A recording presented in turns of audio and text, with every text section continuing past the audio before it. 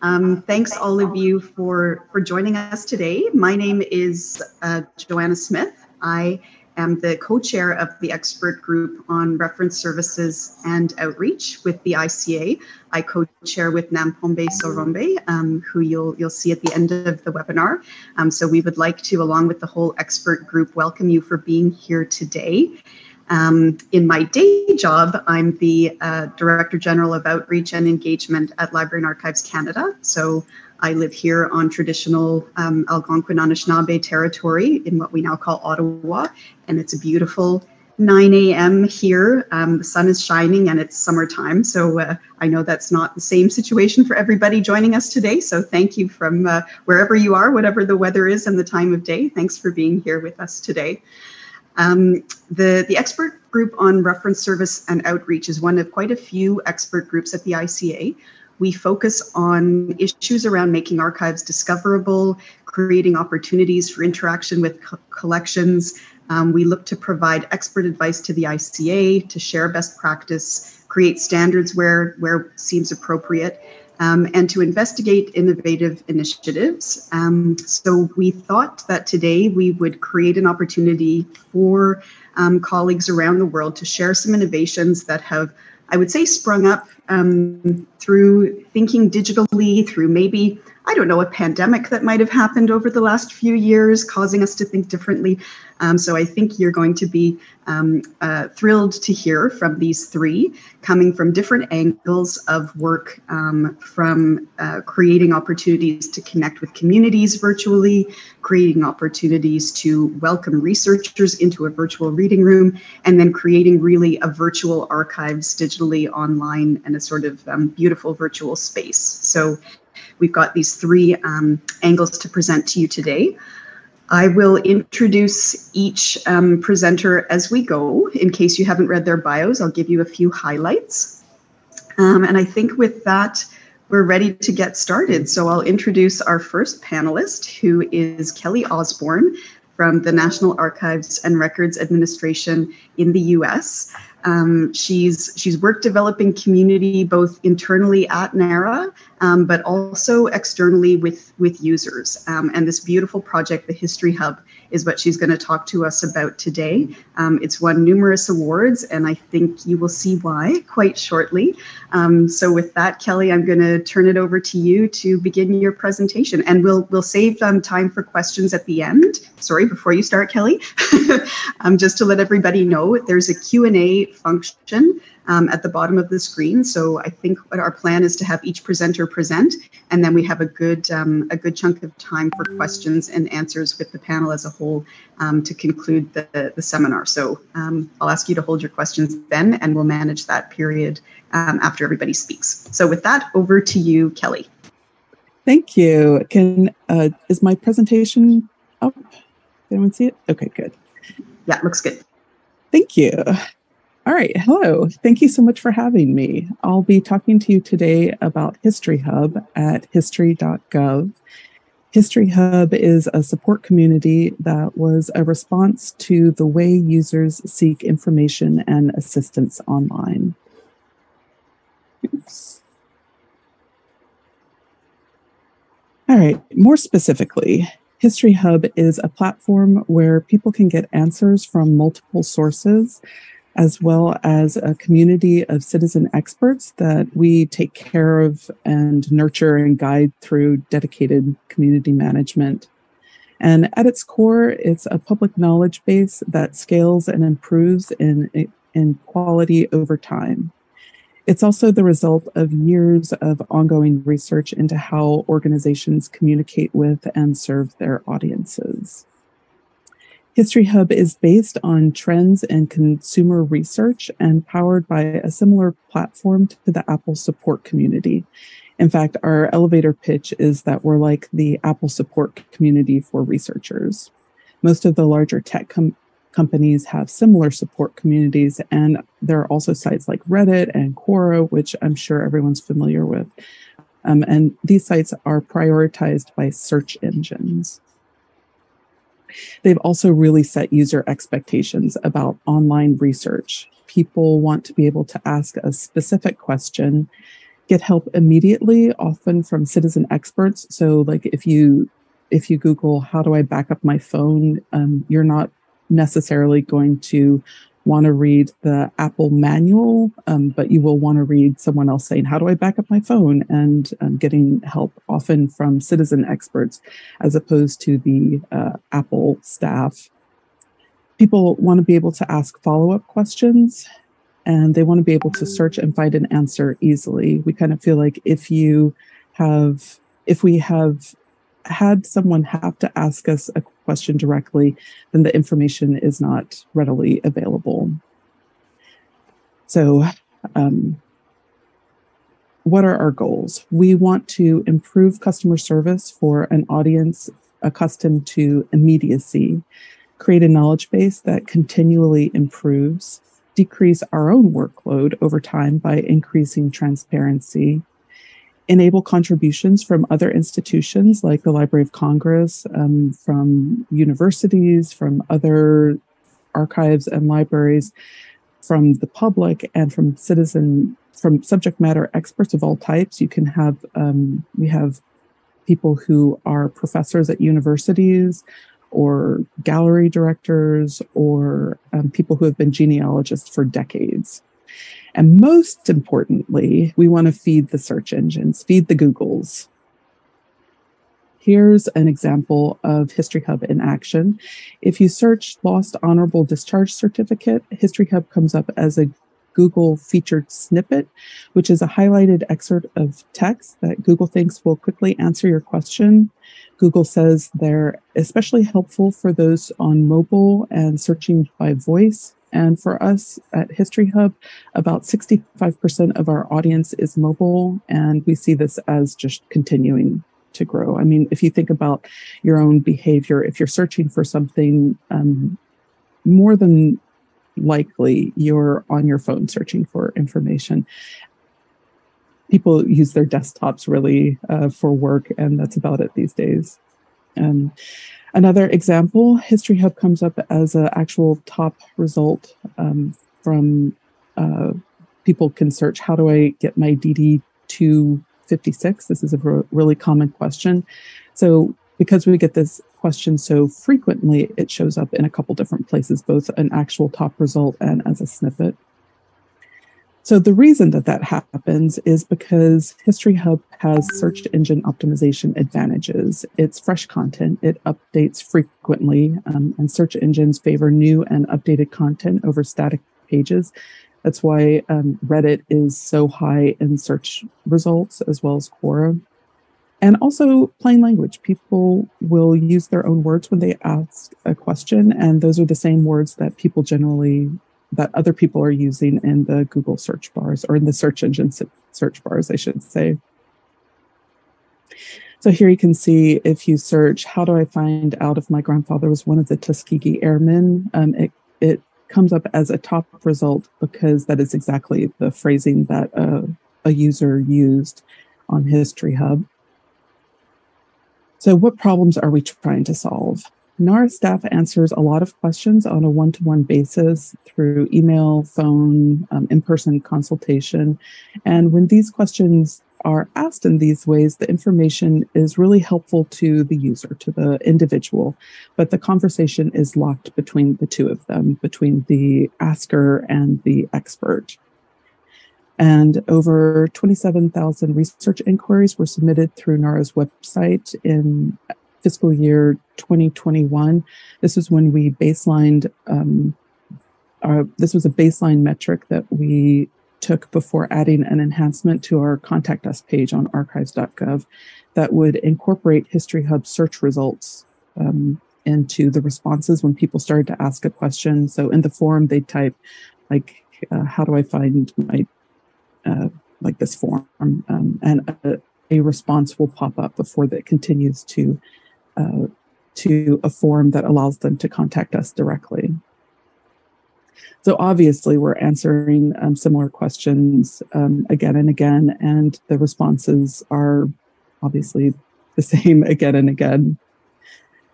Sometimes the answer is out there, but the researchers can't find what they're looking for due to wording mistakes or misunderstandings or even typos. So here's an example where a person was asking about Navy deck logs. They used the term naval records instead of deck logs because that's what I would also use. I wouldn't think to use deck logs. If you search deck logs, you have more results. And we have an archivist from the National Archives who responded and connected those two terms in the Googles. So naval records and deck logs are, if someone searches either, then they can come to this page. Here you have someone asking a question with a typo in the name. They're asking about Marcy Gravy instead of Marcus Garvey, who was a political activist in the early 20th century. So this is another example of a request that probably can't be, they could have found a wealth of information, but they were unclear on the name spelling. So our archivist was able to, again, connect that misspelling, that very specific misspelling, with the correct information. And additionally, this information is not just at the National Archives, it's all over the place. So the archivist was able to point the user to various university archives and the Library of Congress as well. So a lot of people don't know who has their information. The distinctions between the Library of Congress and the National Archives in the United States are somewhat esoteric. And why should the user have to know?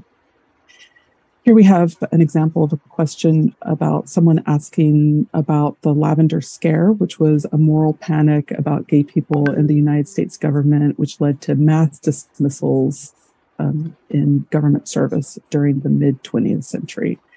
So you can see that this person had input from the National Archives. One of our colleagues from the Library of Congress chimed in, and then a community member also added some information. I think several community members added information as well. Here's another example of a researcher sharing what they know with another researcher. In some cases, users may be asking questions that just can't be answered. They can be asking something that is too broad, or they're confused by just a myriad of things. So citizen experts can be really helpful here. They can help the person phrase the question better before we have a chance to answer it. So we have a fuller understanding of how to help them. And in some cases, they will just give them the information, the exact information that we would have given them as well. And in some cases, better information that we can provide. So this really frees up the National Archives staff to focus on more complex inquiries that we can answer. And people love it. We routinely get comments like these, which can be really gratifying, not just for us, but for the archivists working on History Hub. We've had people able to find family members, people who say that they had been searching for information for years and they were searching down the wrong path, and we were able to kind of guide them toward better research. So these are super gratifying. So now we're going to talk about some metrics and show our growth since we launched in 2016. New questions and new users for the fiscal year 2023 have already surpassed 2022, and we still have 2.5 months to go in this fiscal year. This is pretty common. We expect to see this to continue to grow, but we're wondering when it's going to level off. Additionally, our other target audience, the search engines, is performing our other target audience is performing really well. When we launched in 2016, I think it was right at the beginning of the year, and our views in this year are already close to 2 million, along with about 1 million visitors and a bit more sessions. We've added a conservative projection here, but it could end up being higher than last year when we had the release of the 1950 census and just special blog posts and communities dedicated to this and a ton of questions. April was very stressful for our archivists. We've also seen a 34% reduction in questions that come through the archives.gov Contact Us page, which, as a reminder, we're at about 27,000 inquiries in FY21. As you can see, as people are able to find their answer, fewer of them are continuing to ask us the question. So lastly, History Hub allowed us to continue to serve the public while our physical locations were shut down during the pandemic, especially the height of the pandemic. History Hub was not created in a response to the pandemic, but we were well positioned to serve when it started. One of our main goals was to remove the barriers of physical location for users so that instead of having to walk into a physical location or call us, we could help them just wherever they are. And it also really helps our experts, and not just our experts, but experts anywhere, serve the public anywhere, anytime. We have one user who is a director of a program at the University of Texas, who's very knowledgeable about military history, who will help answer questions. And the amount of knowledge she knows is staggering. And it will be, when she retires, I'm sure her institution will be devastated. So that's it. We're always looking for ways to work with other institutions. So if you'd like to talk more about how we might work together, please email us at historyhub@nara.gov. And thank you for your time. Thank you, Kelly. I'm applauding on behalf of everybody who's listening. Well, thank you. Online, that was awesome. There's a question already in the chat, but I think we'll just wait until the end to have you answer that and talk about it together. So we will, thanks so much again. We'll move on to Lisa O'Sullivan's talk. She's going to speak about the virtual reading room at the University of Melbourne. She's currently working with the University of Melbourne's Archives and Special Collections as Program Manager, Engagement and Outreach, which is very similar to the work I do. So Lisa, I know we're trans-Pacific twins in our work, but she's worked in many locations around the world, focusing on this kind of work with audience engagement and outreach through all kinds of media, exhibition development, digital resources, and collection development. So she's got a lot to bring to the webinar today, and we're really excited to hear about this specific project. So over to you, Lisa. Your presentation is viewed on the screen now, so you're good to go. Fabulous. Thank you, Joanna. And good evening, good day, good morning to everybody. I am coming from unceded territory of the Wurundjeri Nation of the Kulin Nations in Naarm or Melbourne, Australia, and I acknowledge their elders past and present.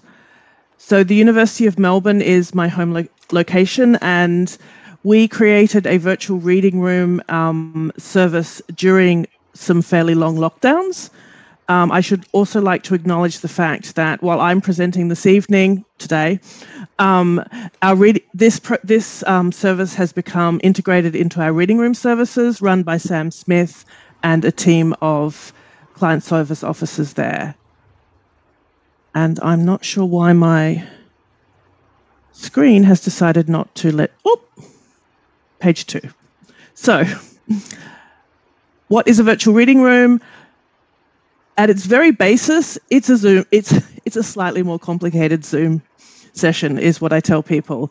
It's real-time, human-mediated digital access to the kind of archival, rare, or special materials that you would normally have to go to a university or other institutional reading room to see. So non-circulating collections. We use high-resolution visualizers and video conferencing to live stream footage. So it's a one-on-one research consultation, which is available when travel is not possible for someone to come into our reading room, or for whatever reason someone is not able to travel because of distance, disability, or any other reason that stands in the way of their access. And I should say, this is not like Kelly's project where I can give you lots of data and lots of examples of past use.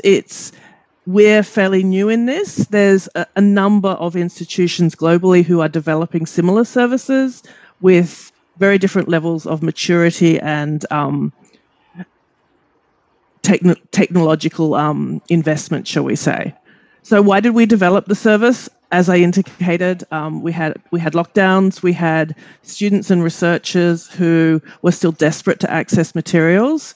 We certainly ramped up our digitization services during that time, but we still had people, not just for research, but also in some cases teaching, who really did want live access with an expert on the other side. Having said that, it was a response to the pandemic, or rather the lockdowns that came with the pandemic. It really spoke also to a broader desire that we had institutionally to think more broadly about how we can provide better access, broader access to different communities and audiences for our collections.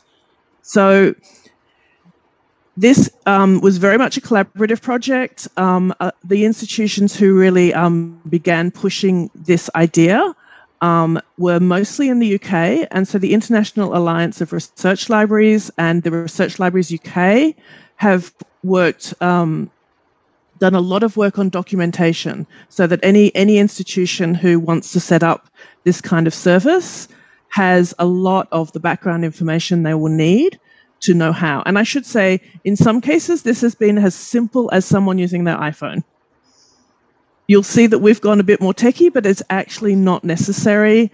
In fact, what we discovered in conversations with colleagues across the world developing these services, it was often smaller institutions who didn't have capacity for large scale or in some cases any digitization. So they kind of leapfrogged digitization straight into this service that was immediate for their users.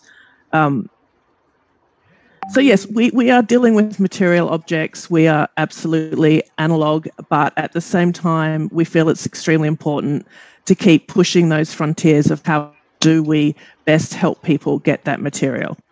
I'm so sorry, my mouse is, yes. So how does it work?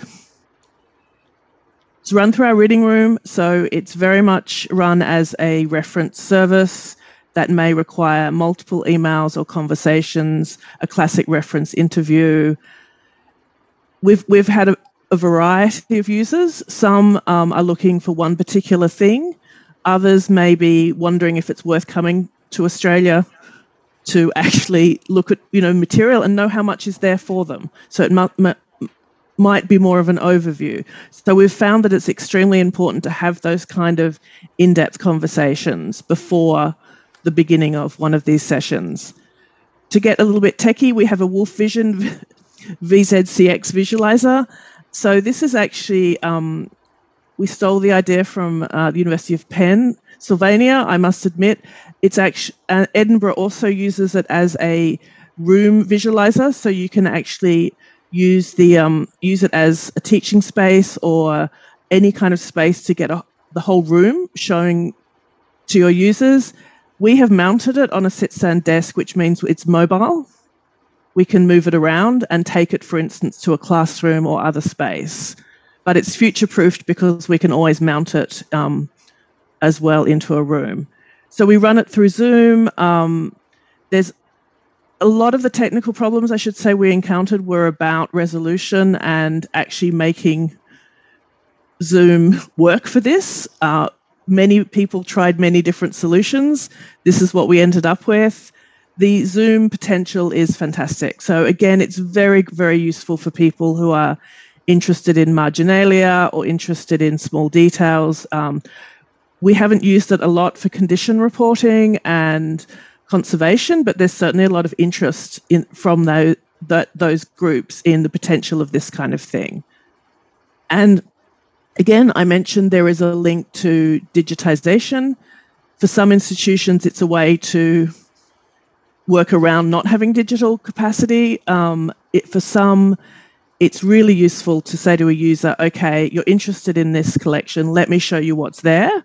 And so what might happen is that we subsequently either have the user saying, that's fabulous, but I've seen what I need to, this is not what I need, or they then know exactly what to ask for. So it's quite a time and resource saver for everyone to be able to understand what is there before they make those requests, particularly with archival materials where the finding aid may not be as detailed as we would like. So obviously there are challenges and constraints. This is a very new service model. It needs to be communicated to staff. There needs to be quite a lot of training and buy-in, but it also needs to be integrated as part of a suite of services offered to users. We tried to very much proactively offer this to people, and we get some take-up. There will always be some people who, for their specific research angles, need access to the real material objects. We're not trying to replace this. We see it very much as a complementary service. Resourcing is another concern. It's a very time-intensive process. It's quite bespoke, but that does mean that's a lot of staff time. And again, because we're based on the eastern side of Australia, many of our users are in a quite different time zone. So in order for us to serve their needs, it demands considerable flexibility from reading room staff. We also, in our archival collections, have many collections with sensitive and restricted materials. So that's from politicians' collections. Germaine Greer, the feminist writer, is one of our most restricted collections. She has put a lot of different conditions on viewing. We also hold a lot of First Nations material and care leavers records that we will only share with particular audiences or with particular communities' permission. So we have to be very careful about what we actually use this technology for, because while we can ask people to sign copyright forms, for instance, there's actually no way of restricting the screenshotting on the technology. So we sometimes err on the side of caution in terms of what we will actually offer through this service. Reader experience also relies on technical knowledge and technical infrastructure at their end. We send very detailed notes and we coach people about how this will work, but it does take some people time to get used to it. And the idea that they are kind of directing almost a robot arm, turn the page now, please zoom in on this, and so forth. So it's a very interactive process. And I should say we've had huge amounts of interest, but because of all these different constraints that I'm mentioning, I would say the current take-up is probably not yet commensurate with its potential to deliver a whole suite of interesting different services. So successes and future potential. The service has been incredibly successful. Users love it for the immediate access they get and the attention of a specialist library staff member who is helping them with this. I mentioned marginalia, but provenance, comparing editions. There's looking at or imprints. There's a lot of very specific uses that on the micro scale have been worthwhile. And on the other, as I mentioned, for people wanting to look at a vast amount of material in order to make decisions about what they actually want to look at in more detail. It has huge potential for access for all kinds of communities. We were originally thinking about interstate and international visitors who could not come physically to Melbourne during lockdowns, but of course there are people for all kinds of reasons, whether health reasons, etc., may not be able to physically visit a reading room or might not feel that it's a comfortable environment for them. So this allows us to kind of take collections out into the world to those users. It's much more environmentally friendly, obviously, than flying to wherever you want to see this material. So that's another thing that we do have in our minds. And because this technology is so sophisticated in terms of what it can capture and the detail, we have begun exploring how it can be used by our conservation departments in terms of condition reporting and documenting treatments and so forth. Finally, and I think I've probably spoken a bit fast, rushed through things here, but I'd say this is absolutely aspirational at the moment, but like many institutions, the University of Melbourne is going through a truth-telling and reconciliation process at the moment. And as part of that, we are auditing all of the materials that we hold across myriad collections, but particularly the archives relating to or about First Nations peoples. So in consultations with those communities about the future of that material is an extremely important part of the process. Many of those people may be living on country in isolated places. That makes it extremely difficult and, again, expensive for them to come to us. So what we're hoping is that we can, for instance, network with the public libraries across the country to actually find spaces that we can make safe spaces for communities to look at the material and have those discussions without basically demanding that they come to us. So, as I said, this is, from our perspective, quite a new service. There are, if you look at the ERLA website, there are lots of directions about the different ways one can be set up and the different success stories that some institutions have had in terms of developing a much more mature service, but it's certainly something that we are actively trying to develop further. So thank you. Thank you, Lisa. That was wonderful. So many questions are flowing into the Q&A section. So thanks everybody for putting those in. I'm sort of observing them as we go, and we'll save them up till the end. I have some questions for you both also. So we're going to have a great time in a few minutes. But before we go there, we're going to hear from our last panelist, who is Kieran Wallace from Ireland. Kieran is a self-admitted not archivist, but we love him anyway. I would say, brings a very deep research culture to the project that he's working on in recreating in a virtual way the Irish Treasury archives. So I'm super looking forward to seeing how you've managed that, Kieran, and what the project is looking like. So it's over to you. Very good. Thank you very much. And I'm hoping that my screen is displaying all right for everybody there. Looks good. Thanks very much. First of all, thanks for the invitation. And yes, as you say, I am a non-archivist, so thanks for the love. And also, I think what I'm going to describe is quite different to what the two previous speakers. It was fascinating. I'm delighted to hear the details on those two projects. So we're a much smaller project. We don't come from an archival profession, although we work closely with archives. And also, it's a much smaller country, Ireland. So from like the vastness of the NARA or the Australian example, Ireland is a smaller example. So the project I'm working with is a combination of historians, computer scientists, and we work very closely with archivists. A key part of our project's ethos, if you like, is like about about democratizing access. This idea of democratizing access, meaning that there's an intellectual access to the materials that we're dealing with. So we're dealing with an archive that was destroyed. We're trying to virtually or digitally recreate it, but the materials that are sort of presented online have to be, from our point of view, have to be intellectually available so people can understand and sort of that with their minds they can access what they're seeing. So that brings issues of translation and transcription and setting the context and so forth. So just see if my screen is working forward here. Yep. There we go. So this is the Public Record Office of Ireland. It was set up in 1867 and it survived until 1922, and I'll tell you about its demise in a moment. When it was set up, it was a purpose-built, fireproof, very modern building. It was situated inside of the court complex in Dublin, in the capital of Ireland. So the courts had the sort of a perimeter fence, with safely within the fence was a secure building with its own safety fence around it.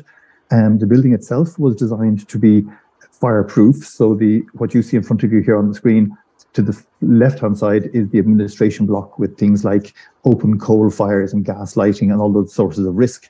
And then to the right-hand side, the building with the tall arched windows is the record treasury. And that's the very language that they use. They called it the treasury from the very beginning. And the idea of the treasury is that it's where all the records are stored. They had beautifully made metal shelves, empty and ready to accumulate all the records, stretching back as far as the Middle Ages. So 7 centuries of records were collected from very unsuitable repositories around Ireland and brought into the record treasury. And crucially, there was a fire break between the two buildings. So if the front building went on fire, the rear building, the Treasury, was isolated with all its precious records. So inside the records Treasury itself, all the workings were all made of metal as far as possible. They avoided using wood and timber because of the fire risk. There was no false lighting, so all the lighting was just the windows that you see and that huge glass roof. There was no gas lighting, no lanterns, no candle light. And this was in the days before our electricity was just coming on stream, if you like. And it was a very successful archive. For about 55 years, its staff received in collections of records which were in very bad condition. They flattened them, they conserved them, they arranged them, they made finding aids for them and so forth, calendars and indexes. And that's been the kind of material that we've been using to sort of help with our work of reconstruction.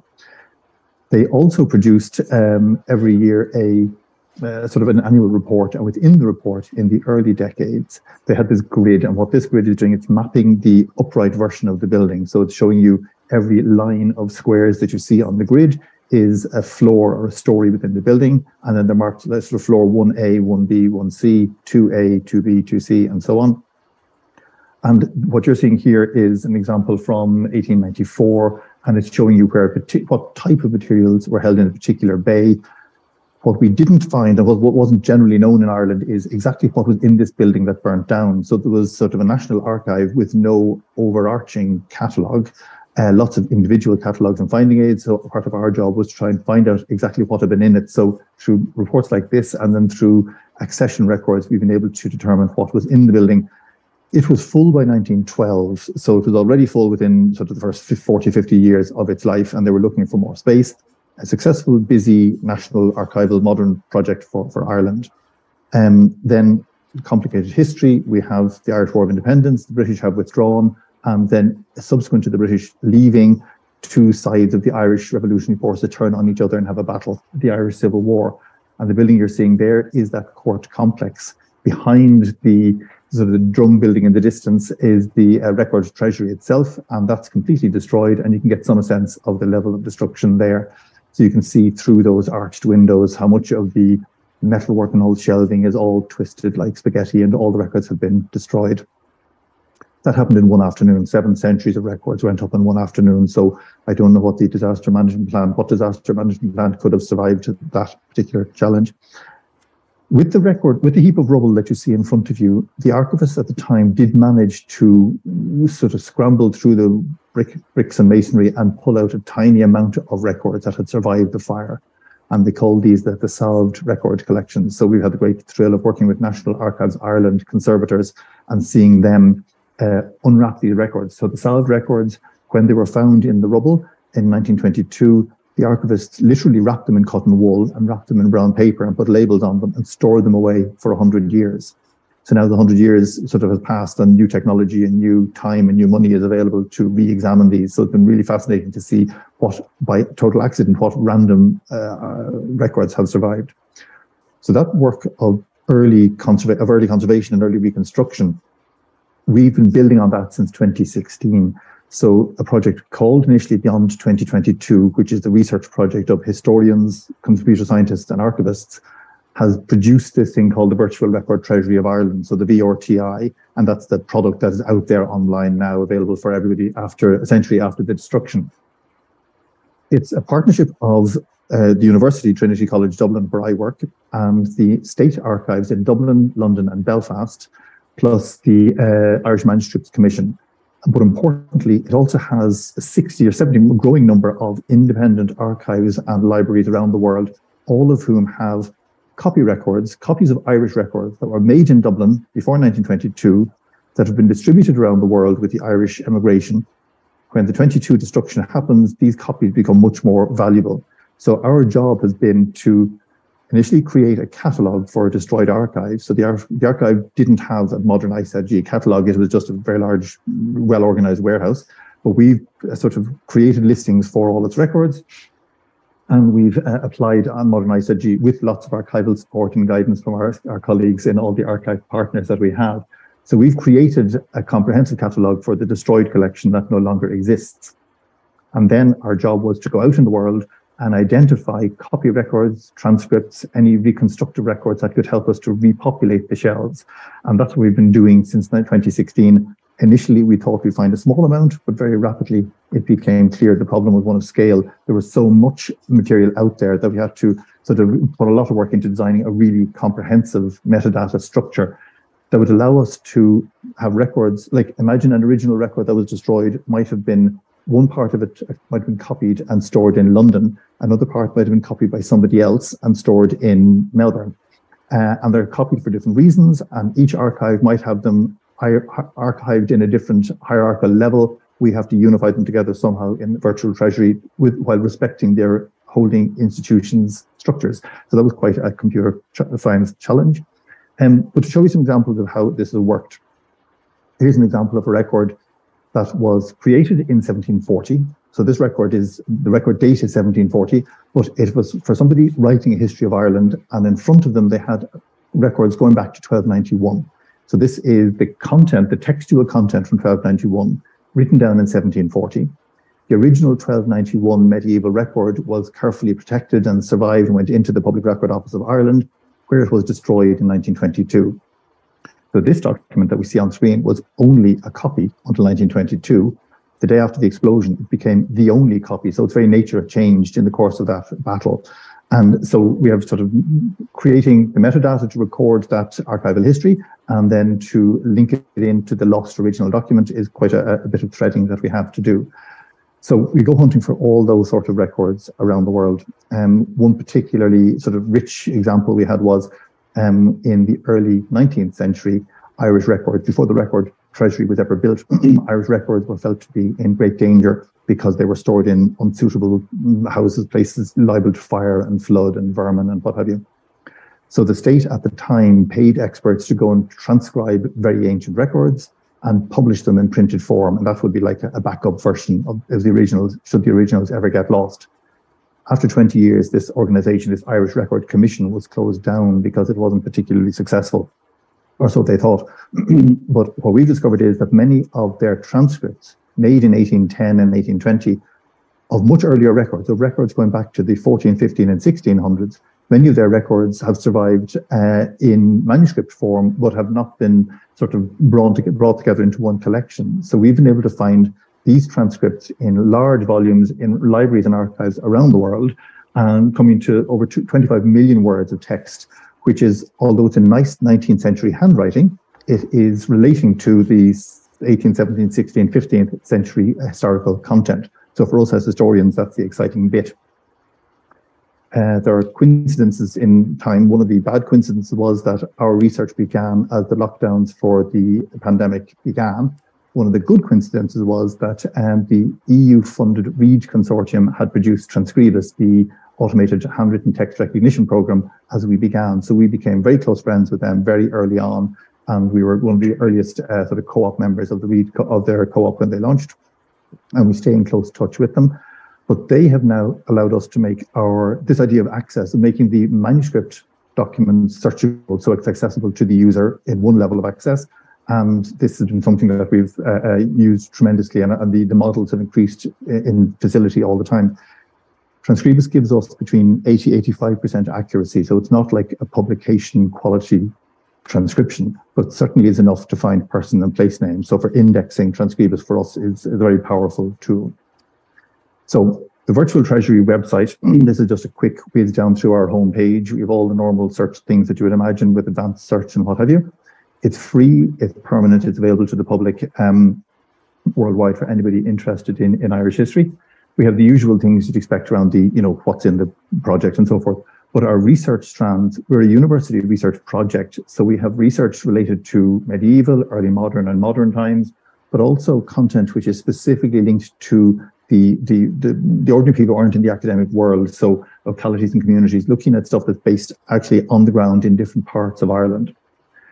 Gold seams, in some cases, we've been able to recreate almost 100% of a particular series. So wherever the reconstruction is very, very complete, we call it a gold seam.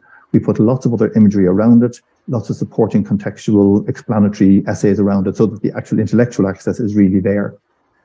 Curated collections, these are like in any archive, they're to kind of catch the interest of the users, because we find that users don't quite get what an archive is, and their mental access to understanding before they can even begin searching is a problem. So it's to make the story as evident. So we have these hidden stories, just trying to pluck out the people from the archives. That, as we all know, the label on the collection might be quite boring, but actually when you go past the label and into it, the records of the people within the collection is what really the public want to get at. We use IIIF and Mirador, but here's an example of a preloaded search for Sligo. Sligo is a town in the west of Ireland. So you get your normal thumbnail images. Take one example here of a document, and you see it shows the National Archives of Ireland's hierarchical tree, and that will be the same for any archives that had donated materials to us. And then it shows you the call number. The metadata appears twice. It appears above on the screen, and it appears here on the image viewer. So you have all the normal metadata you'd expect there.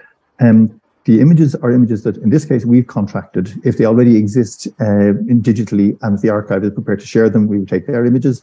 And we've had great success with imaging microfilm images, microfilm, and conversion into JPEG. So here you see Transcribus at work. So this is looking for the word Sligo within the text, and you can see here it's recognizing Sligo in what's that sort of 17th century, 18th century handwritten there. So you can see Sligo written there. And so this is one layer of access into these records. But this Transcribus artificial intelligence program, only just recently we've begun experiments which are really quite interesting, could be a bit of a game changer for us. This is just experimental, so we haven't rolled this out to the public yet. We work with the Registry of Deeds, which has hundreds of thousands, perhaps a million images, over a million images of Irish land deeds from the 18th century up to the present time. And they describe, they're the condensed version of records of land transactions that were lost in the fire in 1922. They are undergoing a huge digitization project. We can use Transcribus to get 85% accuracy on their transcriptions. So you get something like this. So here's a 500 word, I'm not expecting you to read this, but we can then use ChatGPT-4 to proofread the slightly flawed Transcribus output and identify the normal issues of the normal issues of project, normal sort of spelling issues and what have you. But the 500 words here, we can then ask the ChatGPT-4 to produce a computer-generated header for that particular item, and a 30-word summary, giving it a 30-word summary for the average reader to be able to just capture quickly. So it's creating the sort of summary metadata. It's only experimental. So far, we've tried it on a number of hundred, and it's been surprisingly accurate. No false positives so far, but it's been able to identify what's a person name, what's a place name, what is a land transaction from me to you or from you to me, and to amalgamate place names and so forth in meaningful ways. So it's the potential to catch up in backlogs is really quite great there. The last thing we have there is for this idea of intellectual access is we made, because the building we're describing is a destroyed building, destroyed in 1922, no one alive has ever been in it. We had the building plans and some limited photographs, and we made a virtual model of the building. And this is to lure in perhaps school pupil users or the casual user just mildly interested, maybe to lure them in to connect with the records. So here you have the virtual model and sort of hotspots to tell you stories about the story of the building. You can go in through, this is available free on the website. You can go in through the building. We're entering the search room as it was in 1922, the day before the battle began. And we put sample records out on desks. So the user gets a sense of what's in a search room, what did a reading room look like? And we have sort of particular shiny examples of records there. But also you can go through where no one would have been allowed to go in a real, when it was a real living environment. You can go through into the record treasury itself. And we're seeing the treasury in 1867 and it was an empty brand new building. And this is the challenge. We have to fill out as much of these shelves as we can. Again, little stories here. You can jump through the entire building right up to the 6 floors. But what we've done is to sort of give a sense of the physicality of an archive to people online and school pupils who have trouble grasping the physicality of an archive. We go through here to, this is kind of meta, so bear with me on this. We're inside a building that no longer exists in a virtual reality model. We're looking at a doll's house model of that building inside the VR model. So what you see in front of you is a doll's house. And then imagine this now cracking open like a book, like a doll's house. And you'll see, so go back up. You'll see that it opens, that'll just open in 1 second. Yep, no, this has to happen. Yeah, here we go. It'll crack open like a doll's house. Now, what you see is the idea of like a cabinet of curiosities. It's that building split open, 100 sample items on their appropriate shelves, and it's showing you sample records that the user gets a sense of variety. They can go into any of these records. In this particular one, I've used some of those salved records, the ones that were pulled from the rubble that have been conserved and saved. And the record I'll finish on is this one here, which is a burnt record that's damaged. And this I like particularly in all public talks. We go talking to groups in county libraries and schools very regularly.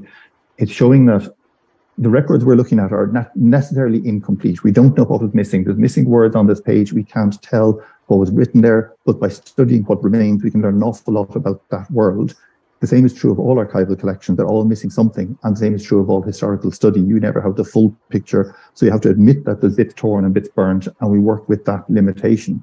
So I leave it there at that. And I'd be interested to hear any questions and then to hear questions about the other speakers as well, because I found their talks fascinating. So thank you very much indeed. Thank you so much, Kieran. I think we have a global project now to just check if we have anything related to Ireland in our collections. And if you do, take a quick photo and send it to Kieran. We can put it in. That was super interesting. I have some questions for you too, but I think what we'll do is right away, we've got everybody, we have about 35 minutes for questions. So I think we'll be able to get through quite a few of them. I'm not necessarily going to go through in order because I want to have all the panelists have space to answer questions. I think I just wanted to check. I think a few participants have your hand up, so we're not able to bring you in to speak.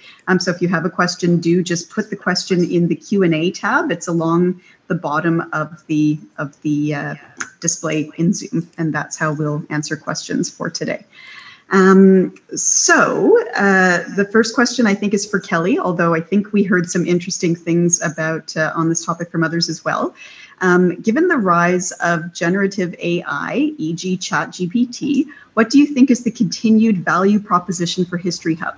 Any plans to integrate AI in History Hub? How many archivists help to manage the queries on History Hub? So I guess there's two questions there. Thanks for sharing this initiative.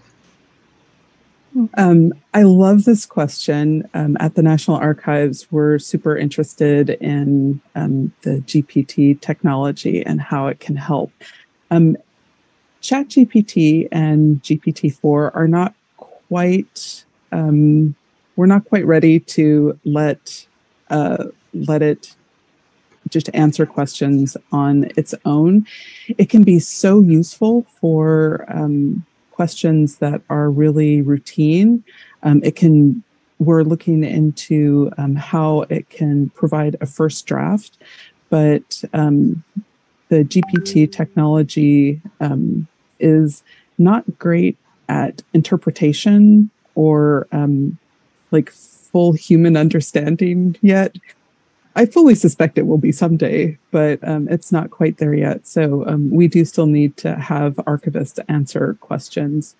And the other question was, how many archivists do we have manage the? We have a staff of about, I think it's about 2 community managers, 3 archivists who are dedicated, and then kind of a rotating group. Basically, this is integrated into regular work performance. So there's not as much people who are dedicated to just History Hub, but it's something that's incorporated into our work. Thanks for that. Just while we're on AI, because it came up for you, Kieran, as well. I think that it's smart what you said, Kelly, about in answering reference questions, things can be a little more sensitive and nuanced.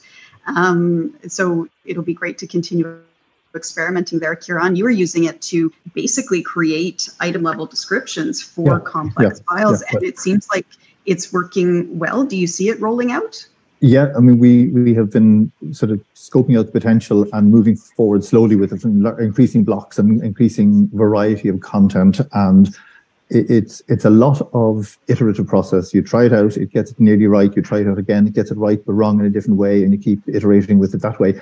But I'd agree with Kelly that it's not quite ready. I think it's a tool for professionals to use rather than a replacement for professionals. So all the alarmist headlines, I think, what's it to say? You won't be replaced by AI. You'll be replaced by a professional who uses AI So it's kind of get to know how to use it, and it's just one more tool. No, it's a very important tool, but yeah, it is just a tool. But it's yeah, I agree. It wouldn't replace a human, and we've all had examples of where it's not answered questions the way you would expect. But could really help us out with our big backlogs. Okay, I think very much. The whole hot topic of AI is very interesting to our group, so we'll look to the future for more discussions on this topic. And I should have mentioned the other faces or names that you may be seeing across the top of the screen are the other members of the expert group as well. So they have special status listening in and participating in the webinar this morning as well, afternoon, evening, whatever time it is for you. So thanks for that, Kieran. I'll throw over a question to you, Lisa, because there's a few about your virtual reading room. The first one was just about, I guess, resourcing and how long it took to develop that VRR platform that you introduced in the pandemic. Are you still evolving it? Was there a point where you got to launch? How long did it take to sort of stand up the service? That's a great question. And again, I think I don't want the answer to be how long is a piece of string, but this was something that a lot of groups were coming up with spontaneously. And so, for instance, there's a wonderful picture which I saw at a very early meeting in 2021. Someone had taken a plastic milk crate and strapped his iPhone onto it and then put his book underneath it and used it that way. Unfortunately, you could also see his kitchen in the background. So I think the conservators got him and he doesn't show that picture anymore. So you can do it very simply. I would say we took about 3 months from deciding to do it to actually start offering the service. And that was because we had specific needs. There are people who, of course, are interested in the content and people who are interested in the material object. And we wanted to be able to help both groups, which really did mean that high-end visualizer. So I would say that, yeah, it's an investment of time. There's a lot of thinking through of what you're going to do with this service. So I would say a few months is enough if you know exactly what your audience wants and if you have a pre-existing audience. And for us, as I said, we have a lot of audiences that we believe will benefit from this, but we don't want to make too many assumptions about who they are. It's more about getting the word out and seeing who finds it most useful. So I'll just follow up with a related question then, because there's another one here, which is more effective and efficient, the virtual reading room or the actual in-person service? And I know for people who can't travel, when you have a big country, obviously there's a gain in a virtual service, but do you have a sense of the effort in both cases? I would say for the staff, particularly at this stage of development, because yes, we are constantly trying to evolve and iterate this offering, there's a lot more time that goes into a virtual reading room session. We hope for the user that it's actually far, far more efficient. So that's our goal. Yeah, I love everybody's example is so relevant to a situation where we want to reach people where they are in their homes around the world. So that's almost like you can't put a price on how great that kind of service can be.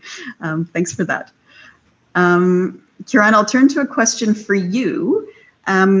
I think your example really resonated for me in terms of the impact social unrest can have on archives, whether targeted or not. I think, unfortunately, it's not something that we can consider is done. And this is an example from the past, even though it is the case for what you've presented. But the question here is thinking about, and maybe you haven't thought this through, but I bet you have. Mm-hmm. Are there differences in terms of how disaster planning sort of happened then in terms of the building and the record to now? It seems like there had been some physical pieces put in place, maybe a lack of metadata that didn't help, but at least in the situation for the Irish Archives, what were the main takeaways in terms of planning? So I don't work directly for the National Archives here, but I work close with colleagues there. I know that the shadow of 1922 hangs over everything they do, and again over our colleagues in Belfast as well in the Northern Ireland Archives. So people are very alive to what can happen in just the wrong combination of political and military events that can make things go wrong. Tragically, I know that before the destruction of 1922, a few years before, when the British were still in power, they actually had a committee to meet and discuss how should we protect records against war. And the archivist in charge of the Public Record Office of Ireland said, oh no, it's safer to keep them where they are than to move them, because you'd lose more records in moving to another location than keeping them here. And yet they were kept in one place where they could all be destroyed in one go. So maybe federated storage is one of the solutions, but no, the modern National Archives of Ireland has a proper normal global standard of I don't know the details. I'm not party to it, but I know they regularly, if I have to meet them, they're off at disaster planning days and disaster planning training days. So I think that lesson has been firmly learned. And then for our virtual treasury, we have backups and backups of backups, and we have glacial storage. And the constant thing that our state funders are asking us about, could there be a technological disaster that could mimic the losses of 1922? So we have to guard against that with proper version management and storage, glacial storage and so forth. Thanks for that. Yeah, it's an ongoing. I think what I took from your presentation in terms of disaster planning, which is an impossible solution, but copies of records, transcriptions of records, like any kind of surrogates that we create, then become super precious if a disaster occurs. But yes, obviously avoiding the destruction is the best. Yeah, thanks for that. Kelly, one for you. Apologies if it was mentioned in your presentation, but are there plans to make further use of the information provided in the History Hub available through, I guess, the regular catalog to enrich descriptions or other metadata?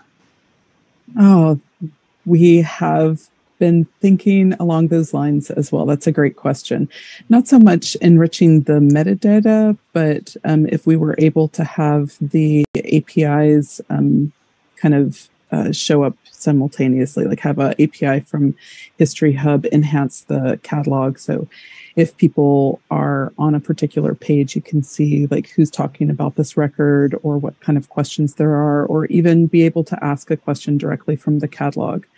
So yeah, that's a great idea. Thank you.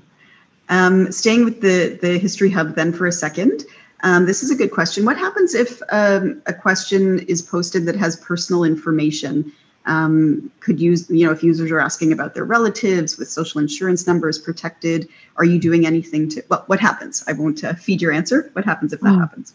I love this question because it also kind of makes me think of the AI component. There are some social security numbers that are PII, and the way we handle that is everything is moderated before it comes to before it's published live. This protects people from accidentally exposing sensitive information, but it also helps us keep the tone very respectful. We feel like a well-managed community is a helpful community, and we're not, we take care to make sure that the tone is collegiate. But this is an example of where AI really wouldn't work, because there are some social security numbers for people who are long dead that can be helpful information. It's not considered PII anymore. And then, of course, social security numbers for like somebody's dad, who I don't think he'd appreciate that being published publicly. And this is the kind of distinction that a human really has to make. Thanks for that. Lisa, there's a couple for you that I think we can flip through quickly on the research room. Just in terms of the technicalities, how do you manage the virtual appointments? Do you close the reading room? Do you have a separate space? Is it the same staff doing both? It's our reading room staff who are offering the sessions, and I should say we originally thought we would do a slot and say this is the slot when we're going to do VRR. We soon discovered with time zones that was not going to, or that was going to so much restrict the number of people who could use it that it was not useful. One of the reasons that we have our visualizer set on a trolley is so that it's mobile.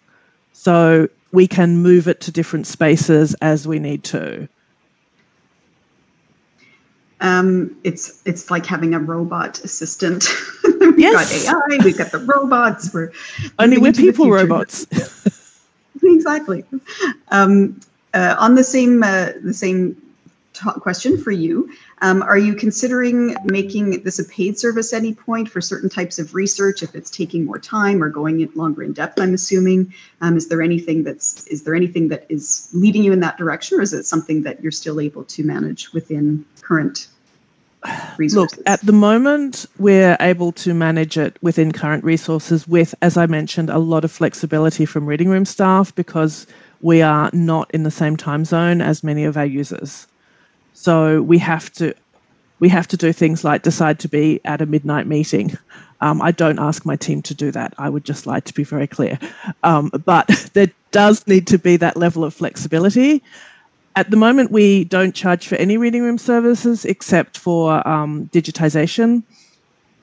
So it's not on our radar yet. I think as the service matures, depending on demand, we would probably integrate some kind of tiered model depending on the size and complexity of the question, which is what we do for our digitization requests. Yeah, that kind of triage of things. Yeah. A couple of questions. You brought up time zones, so it sounds like you're being pretty flexible, but do you have a set schedule then that users know that the service is available between certain times, or are you being... As I said, we gave up on that very early. Yeah.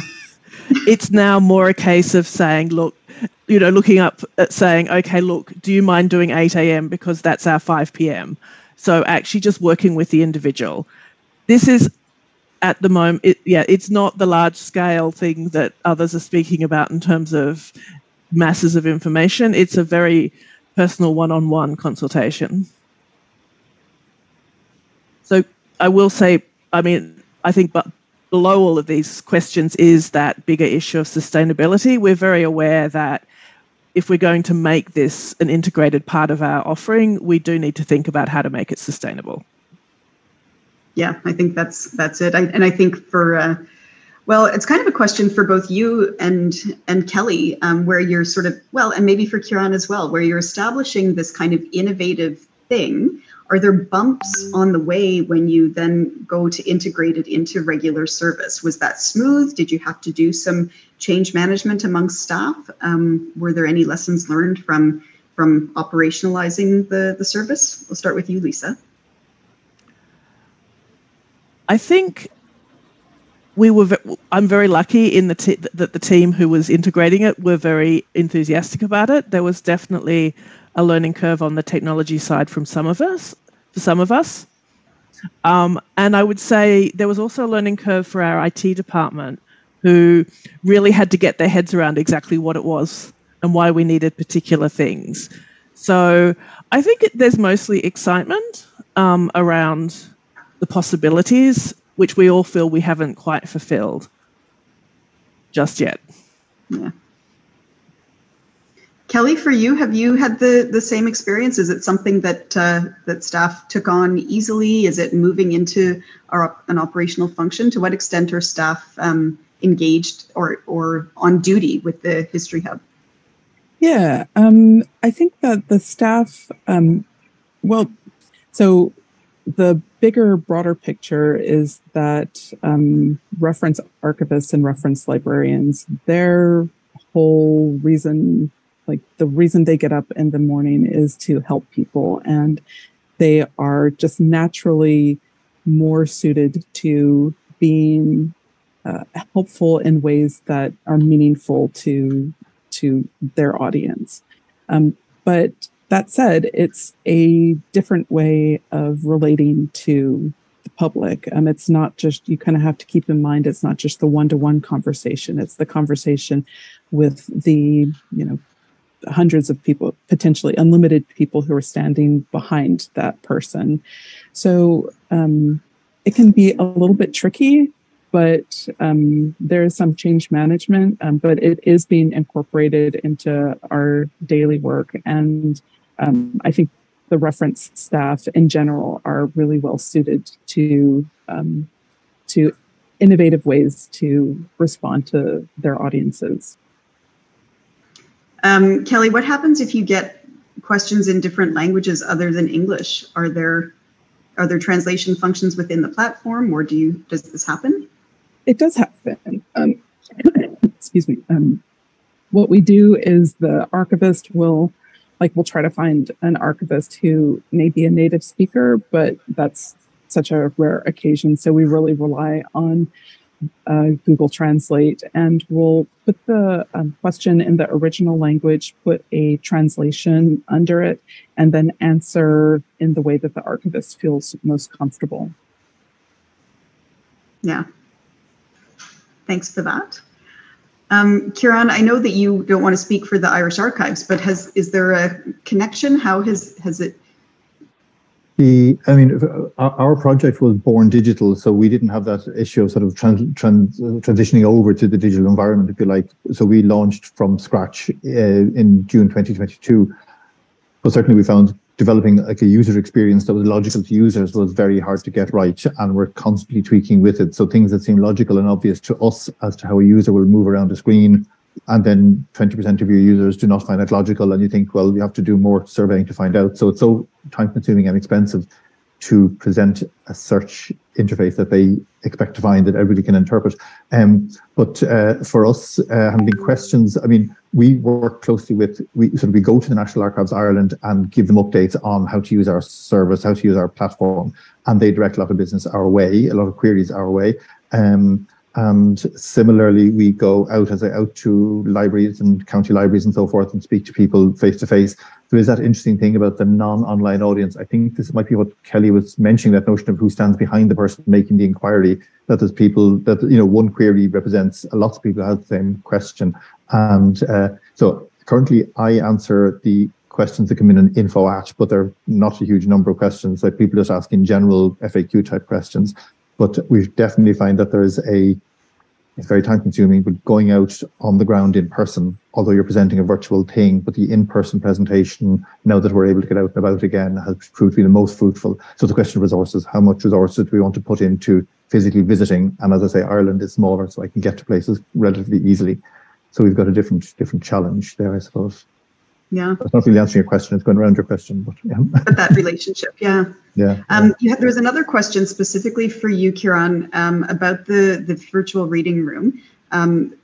Absolutely amazing. Is it in Irish too, for maybe people when they're in Ireland? If not, why was that choice made? That's an interesting question. So if we were a part of the state apparatus, we'd have an onus, a legal requirement to have it in dual language. Because we're a experimental research program, we just present it in English only. Well, the records themselves are almost entirely in English, but the website is entirely in English.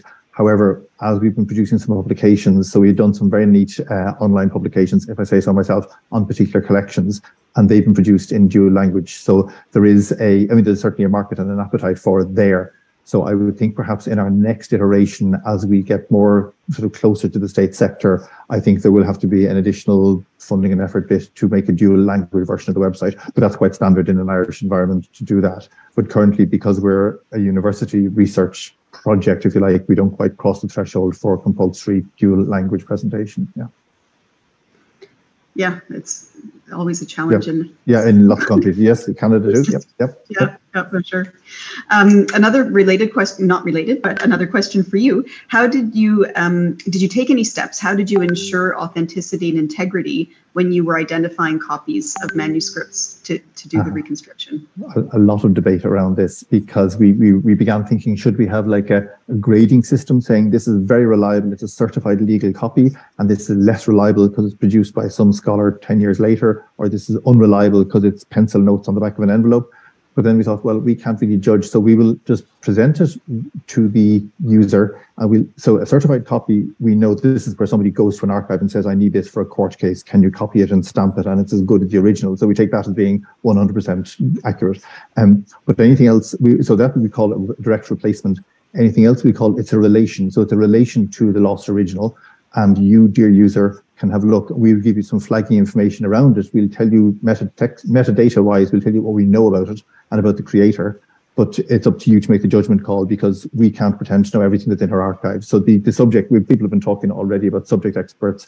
People will know, was a particular scholar reliable or unreliable, but we leave that to the user. We eventually kind of stood back from that question about reliability, and we explained that sometimes calendars calendaring can be done well or badly, transcriptions can be done accurately or not, but they're all we have, so we leave it to the user to decide with as much context as we can give them to help them decide. Yeah, it makes sense being as clear as you can about what you know about the piece and what you don't know. It is what it is. Lisa, a couple of questions for you. There's one question that I think you're not going to be able to answer from Abu Dhabi. Are materials in the Foreign Common Office also available in the digital repository? Or maybe this is for Kirana. No, I don't think so. If not, do you offer assistance in terms of some of the required documentation needed to apply for a visa? What are the requirements to physically visit the Kew Library if you're residing outside the UK and wish to physically visit the reading room? So I think that is just there wasn't anybody actually speaking from the UK archives. I don't think anybody here is able to answer this one, if I'm correct. I'm afraid I can't speak to that. Okay, so sorry about that one.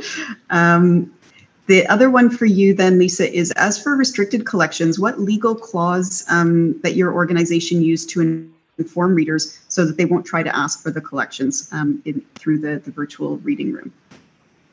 So there's not that I think the short answer is we don't. Certainly on our archives website, any restrictions that a collection has are made very clear in the finding aids. They're very different according to what kind of collection it is. So for instance, I mentioned we hold a lot of care leavers records. We would not make those accessible outside a very detailed framework that a number of the archivists have worked with a whole network of other archivists and professionals to build a framework for ethical access for those for whom they are personal records. So it's not a one-size-fits-all kind of legal position that we take. It's either guided by restrictions that the donor has put on collections, as I said, specific ethical framework around care leavers records.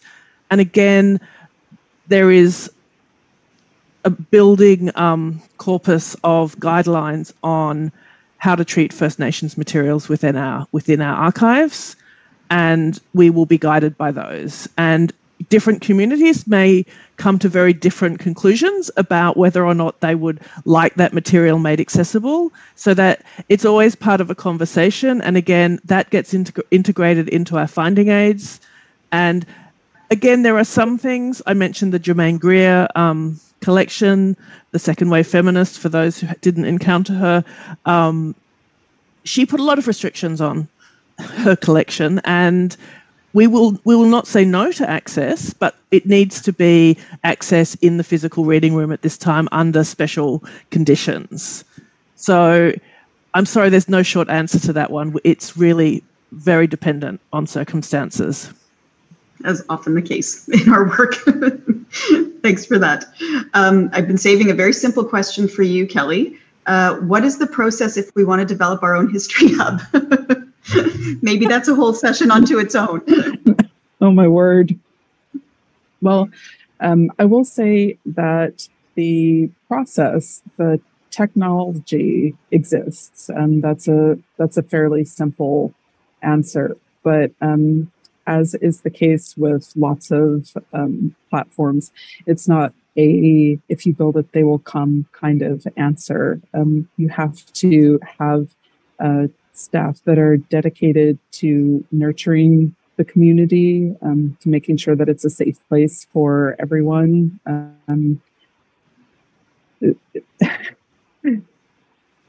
The simple answer is the technology exists. You can find it pretty easily. And the more complex question is, how do you build a platform that is useful? And that's really investing in the people behind it. Yeah, I think that's always the case, right? Just taking the time and going for it, and then contacting Kelly offline to ask her for some advice. I was going to say, additionally, we are always interested in working with other organizations. So please contact us at historyhub@nara.gov. There we go. Helping hand is there. There was a follow-up question for you, Lisa, as well on the previous question. And it was just in terms of the framework that you mentioned for ethical access. Is it possible to access this as documentation? Is it open for reuse? Is that available online on your website anywhere? Yes, it is. I was just copying that. Is there a way for me to paste that into the chat? I think. Yeah, either in the chat, or you may be able to type the answer to the question. Either so it's, or I can very briefly share screen, if that's useful. So this is sensitive and restricted, and so there's an access management framework here, a guide to the different types of archival collections we have, and again, student records, which, back to Kelly's earlier comments, can be extremely non-controversial or extremely controversial, depending on time, identity, and so forth. This is separate from the framework that is also being developed for Indigenous collections. Perfect, thanks for that. I know we have a few minutes left. I'll encourage you to stay till the end because Nampombe has an exciting thing to announce at the very end of the session, but I think we have time to get through just the 2 more questions that are left. Do you have anything to share about whether or how these approaches to digitizing archives may be beneficial accessibility remediation for people living with disabilities? Has that come up in your experience or from your users at all? I think that's a question for most of you, actually. If anybody wants to pipe in. That's very much a user base we hope to get excited about our services. We haven't reached out to people en masse, but when we have users of the reading room who are, for instance, asking for extra facilitation or help, or we know have access difficulties, we do offer this service to them. And I'm hoping, personally, I feel like it's an area that I would like to see us doing a lot more in.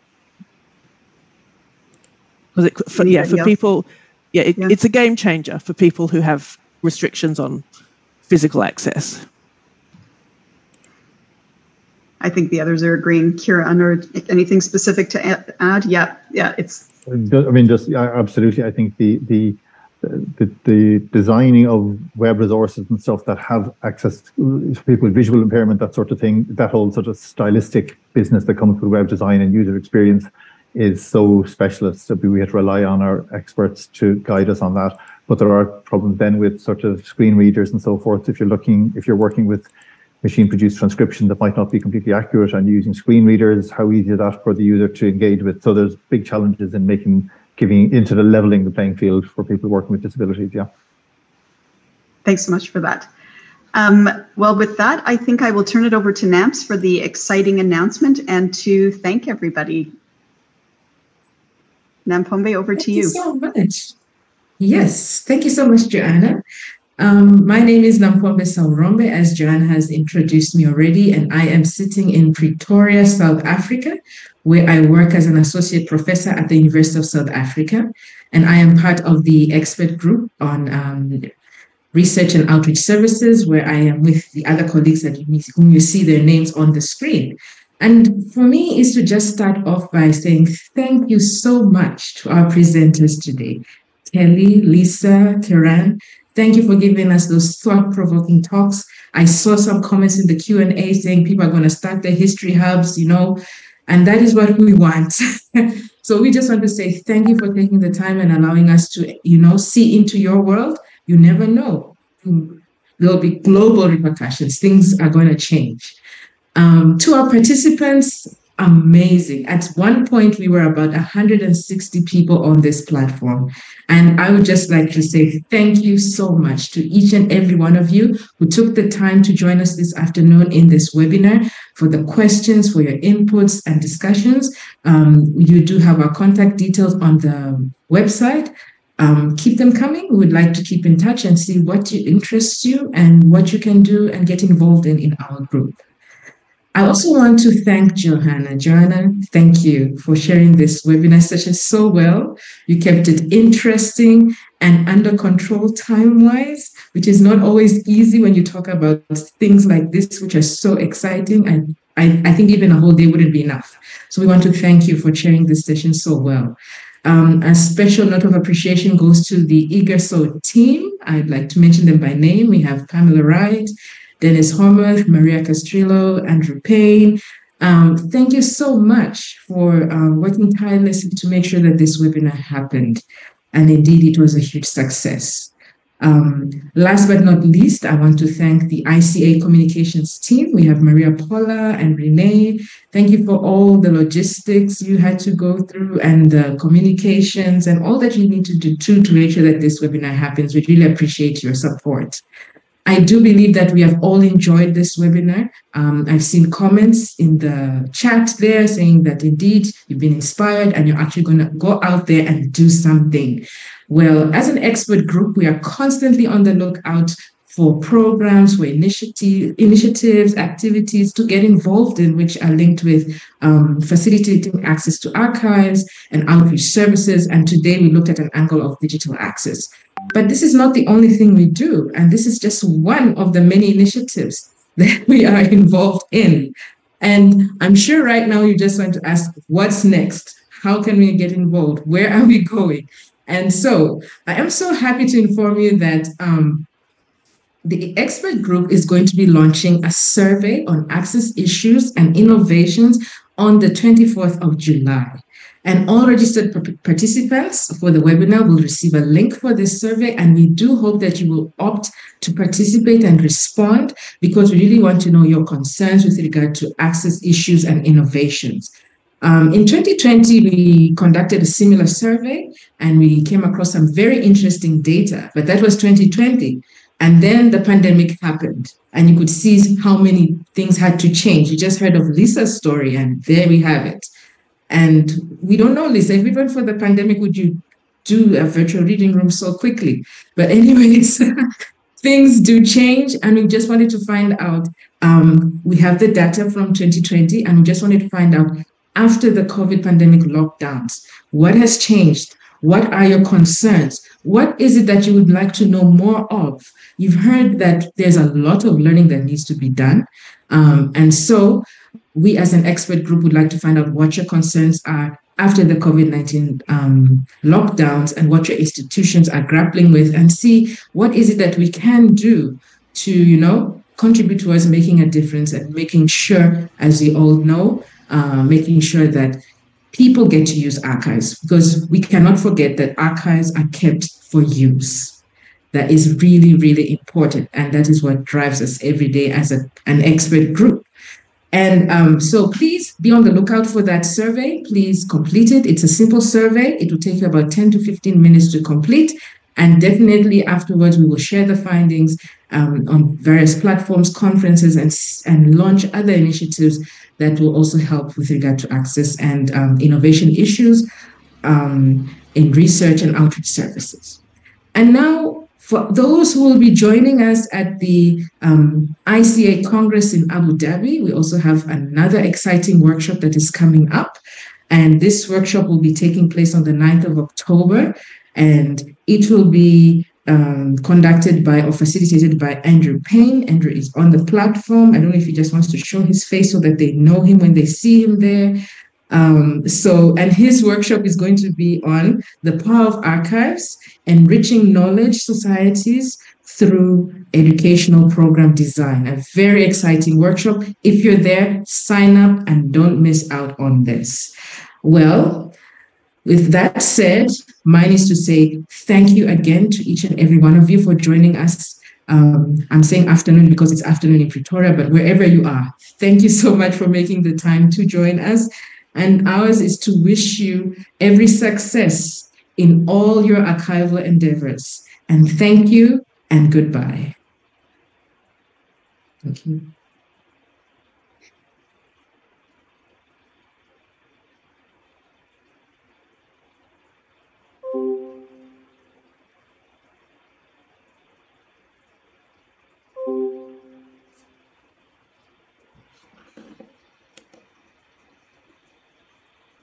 That was amazing.